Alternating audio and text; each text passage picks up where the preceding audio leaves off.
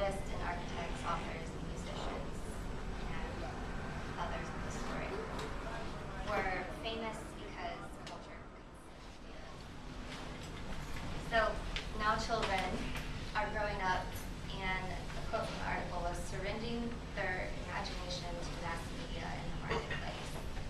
And I totally agree with that. I saw when I was trying to find a video, I came across a TED Talk about this kid who's 12 and designed apps.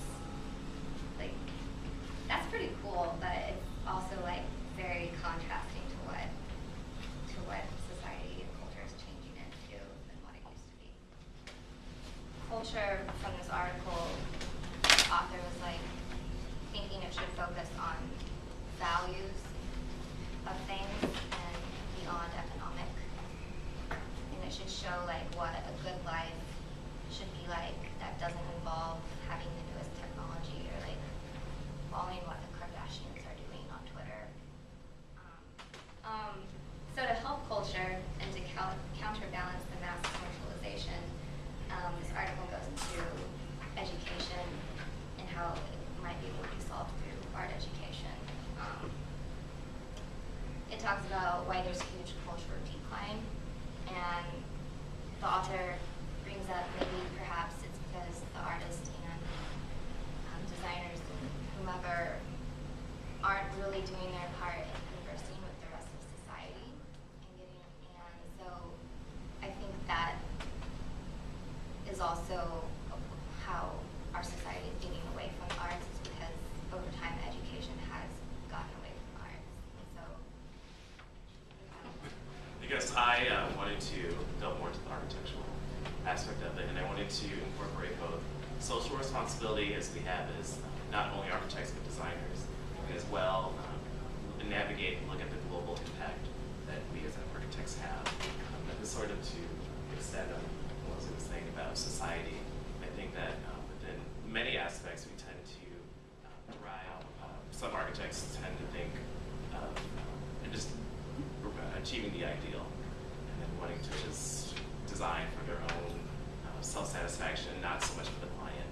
And especially as our profession sort of navigates and goes to a different direction, we need to implement more ways in helping other people and sort of contributing to the many factors and problems that plague our society. First few minutes, it's the winner of the TED Prize, Cameron Sinclair. We talk about his ideas within architecture and his global initiative marketing. And expertise is scarce. Innovative, sustainable design can really make a difference in people's lives. So this all began when I started my life as an architect, or training as an architect, and I was always interested in socially responsible design and how you can really make an impact. But when I went to architecture school, it seemed that I was a black sheep in the family. Many architects seem to think that when you design a jewel, and it's a jewel that you try and crave for. Whereas I felt that when you design, you either improve or you create a detriment to the community in which you're designing it. So you're not just doing a building for the residents or for the people who are going to use it, but for the community as a whole. And in 1999, and I didn't know what I was doing, like I say, mid-20s, and I'm the internet generation, so we started a website, we put a call out there, and to my surprise, in a couple of months, we had hundreds of entries from around the world. That led to a number of prototypes being built and really experimenting with some ideas. 2 years later, we started doing a project on developing mobile health clinics in sub-Saharan Africa, responding to the HIV/AIDS pandemic. That led to 550 entries from 53 countries. Designers want to respond to issues of humanitarian crisis, but they don't want some company in the West taking their idea and basically profiting from it. So Creative Commons has developed the Developing Nations License, and what that means that a designer can, and the September project I showed was the first ever building to have a Creative Commons license on it. As soon as that is built, anyone in Africa or any developing nation can take the construction documents and replicate it for free. Why don't you do this in short summary? Okay. So it's this activist, artist, community guy in